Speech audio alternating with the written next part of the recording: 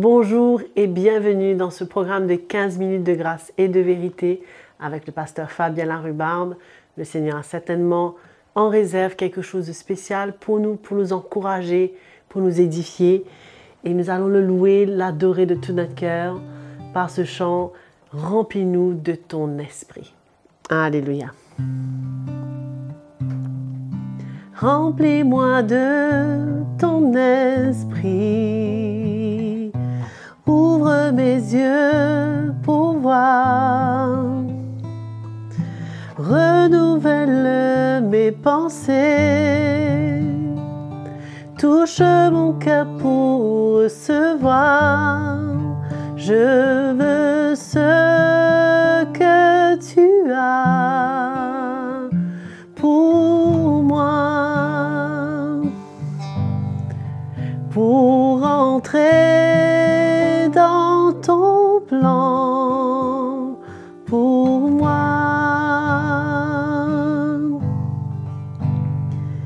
Illumine les yeux de mon cœur, touche-le pour mieux recevoir. Je veux ce que tu as pour moi. Je veux ce que tu as pour moi. Amen. Que le Seigneur puisse oindre nos cœurs et que nous puissions être attentifs à sa parole. Ravi de vous retrouver dans cet nouvel épisode de 15 minutes de grâce et de vérité. C'est vraiment une grâce de pouvoir être ensemble, passer ce petit moment dans la parole du Seigneur. Et nous voulons encore une fois remercier Joël pour nous avoir accompagnés dans cette louange qui nous prépare à l'écoute de la parole du Seigneur. Nous allons parler sur un sujet qui, malheureusement, ne captive pas toute notre attention dans notre marche avec le Seigneur concernant notre vie d'adoration, la manière que nous adorons le Seigneur. Souvent, on peut, sans se rendre compte, résumer notre adoration un dimanche matin dans un culte ou un moment où nous avons des instruments, nous levons nos mains et nous adorons le Seigneur. Mais nous allons voir comment le Seigneur cherche de vrais adorateurs, un cœur qui adore le Seigneur en esprit, en vérité. Et l'adoration, c'est réellement, ça s'adresse à Dieu pour ce qu'il est, pour sa présence, et c'est l'expression de notre amour inconditionnel devant le Seigneur, de ce qu'il est pour nous. Et cette adoration ne s'arrête pas à des circonstances, mais c'est une vie, une attitude, un style de vie qui nous emmène à reconnaître ce que Dieu est pour nous et accepter de l'adorer, peu importe les circonstances, en le faisant confiance concernant sa volonté pour notre vie. Et nous voyons que Dieu nous a créés comme des êtres spirituels pour pouvoir ressembler à Jésus et l'éternité, ce sera une vie d'adoration. Alors, comment nous avons besoin de comprendre cela, le but réellement de l'homme, quand Dieu a créé l'homme en son image, c'est pour qu'on soit en communion avec lui, pour l'adorer. Et c'est l'expression de notre amour. Et pour être un adorateur, premièrement, il faut être né de nouveau.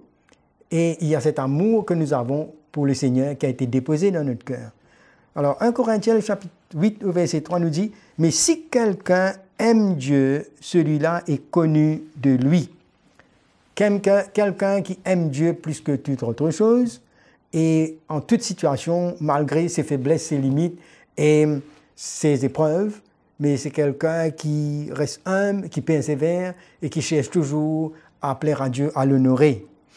Je prends l'exemple de Pierre, comment c'était quelqu'un qui aimait le Seigneur et malgré tous ses manquements et ses faiblesses, nous allons voir à la fin de sa vie ce qu'il va proclamer et ce que Jésus lui-même a dit de lui. Et nous voyons comment, quand il est rentré dans la barque et que quand il a vu Jésus marcher sur les eaux, il a voulu sortir lui aussi marcher. Mais après, il a eu peur. Dans sa chair, il a eu peur et le Seigneur l'a repris. Il a dit « homme de peu de foi ». Il a dit « Seigneur, sauve-moi ». Le Seigneur, bien sûr, l'a sauvé. Et plus tard, dans sa peur, il a même trahi le Seigneur, mais au fond, il aimait le Seigneur, et le Seigneur, plus tard, va lui dire « m'aimes-tu » Et là, il y a quelque chose que le Seigneur lui a fait comprendre, c'est qu'il a reconnu que le Seigneur a le droit sur toute sa vie. Un adorateur reconnaît que sa vie dépend de Dieu et que Dieu a tous les droits. Le Seigneur va même lui dire dans Jean, le chapitre 21, je lis au verset 17, il lui dit pour la 3e fois, Simon, fils de Jonas, m'aimes-tu? Pierre fut attristé de ce qu'il lui avait dit pour la 3e fois, m'aimes-tu? Et il lui répondit, Seigneur, tu sais toutes choses, tu sais que je t'aime. Et là, Jésus va lui dire, paie mes brebis. Et ensuite, il va lui dire au verset 18, comment, quand il était plus jeune, il se saignait lui-même, il allait là où il voulait, mais il dit, quand tu seras vieux, tu étendras tes mains et un autre te ceindra et te mènera où tu ne voudras pas. C'est une vie donnée, une vie livrée. Ce n'est pas simplement un jeu spécial, mais c'est une vie dans les mains du Seigneur.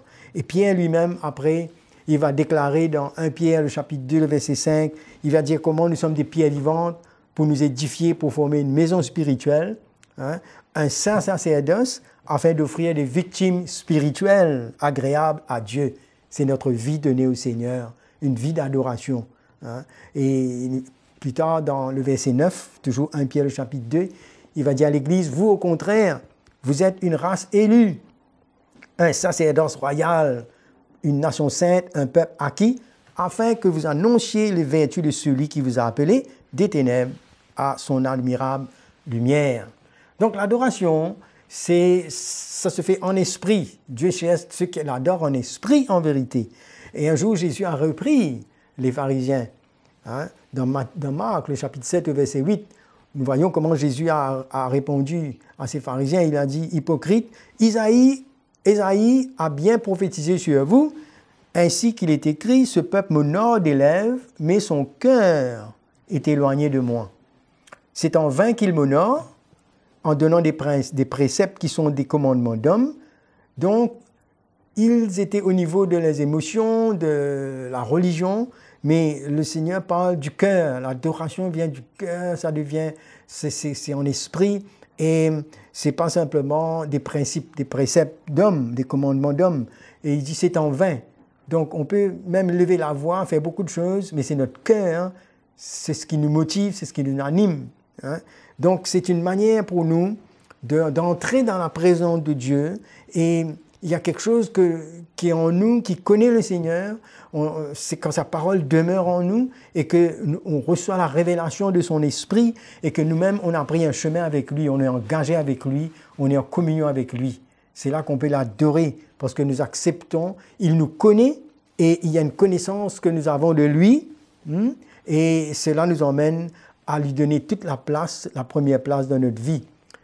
C'est dans cette relation que nous avons, cette communion, dans l'adoration que nous avons, cette communion intime avec le Seigneur par son esprit. Et c'est un acte où on ne vient pas devant lui pour recevoir quelque chose. On n'adore pas le Seigneur pour qu'il réponde ou fasse quoi que ce soit, mais on vient devant lui juste pour se soumettre à sa souveraineté et le contempler, exprimer notre amour. Et là, les adorateurs ne sont pas limités par les circonstances. On n'adore pas juste quand ça va bien, mais c'est une vie d'adoration. Alors, là, nous voyons comment Job, quand il a tout perdu, il y a quelque chose qui est frappant ici, c'est que dans Job, le chapitre 1er, on va voir que dans le verset 20, alors Job se leva, déchira son manteau et se rasa la tête, puis se jetant par terre, il se prosterna. C'était après avoir appris tout ce qu'il a perdu. Si nous lisons dans Job, nous allons voir tout cela. Mais sa réaction, c'est qu'il se prosterne et il dit « Je suis sorti nu du sein de ma mère et nu je retournerai dans le sein de la terre. L'Éternel a donné et l'Éternel a ôté, que le nom de l'Éternel soit béni. » Ce qui comptait pour lui, c'est que Dieu soit honoré, c'est qu'il reconnaissait la grandeur et la souveraineté de Dieu dans sa vie. Et en tout cela, Job ne pécha point et n'attribua rien d'injuste à Dieu.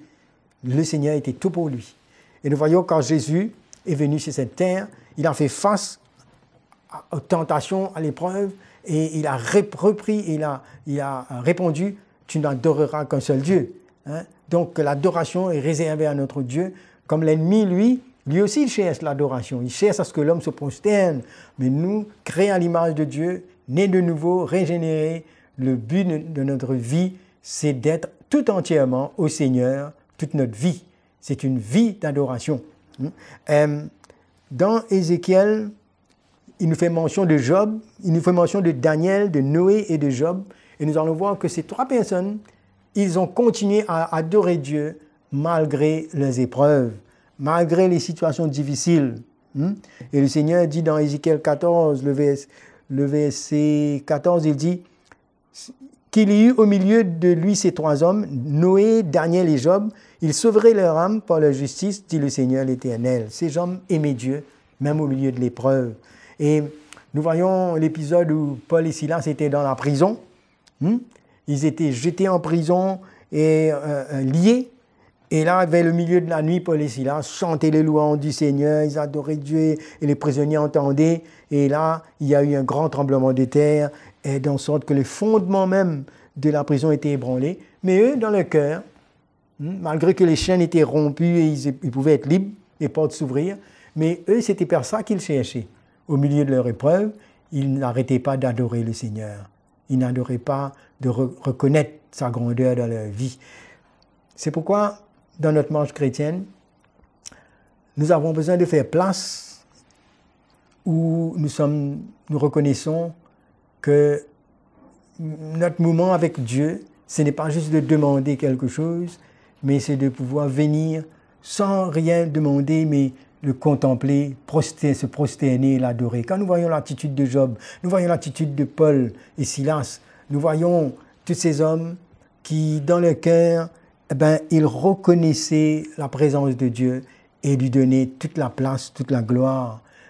Et je crois que c'est un chemin. C'est pourquoi que quand Jésus dit, le Père cherche, Dieu cherche de vrais adorateurs. Pas seulement juste une forme d'adoration, mais cela prend toute notre vie. Une vie qui est donnée au Seigneur, qui l'aime, et que même des circonstances de la vie ne pourra pas nous arrêter par ce qu'on ressent dans nos émotions, mais c'est en esprit, c'est une vie de l'esprit où on est en communion avec le Seigneur et on ne bouge pas par les épreuves, par les circonstances, mais on exprime notre amour vers le Seigneur. Ça honore le Seigneur. Vous savez que l'ennemi, il a voulu prendre la place de Dieu et maintenant il voulait tout le temps attirer l'adoration vers lui. Mais nous, quand nous marchons avec le Seigneur, nous avons fait l'expérience où la croix a pris notre vie, où nous perdons notre vie, nous ne cherchons pas que tout soit sur nous, nos intérêts, mais nous cherchons la gloire du Seigneur. Voilà, que nous puissions être encouragés et de voir ce côté où nous pouvons venir et garder cette attitude d'adoration qui plaît au Seigneur. Que le Seigneur vous bénisse. On se retrouve à bientôt. C'était la fin de cet épisode de 15 minutes de grâce et de vérité. Tellement une grâce de pouvoir entendre l'Évangile à travers le pasteur Fabien Larubarbe. Nous le remercions de tout notre cœur et nous savons que le Seigneur continuera à nous encourager chaque jour. En attendant, inscrivez-vous, abonnez-vous à notre chaîne YouTube CTMI et si vous avez des questions, des témoignages, envoyez-nous un petit mot, un encouragement sur l'adresse qui est affichée à l'écran. Sur ce, je vous dis à très bientôt et que le Seigneur vous bénisse.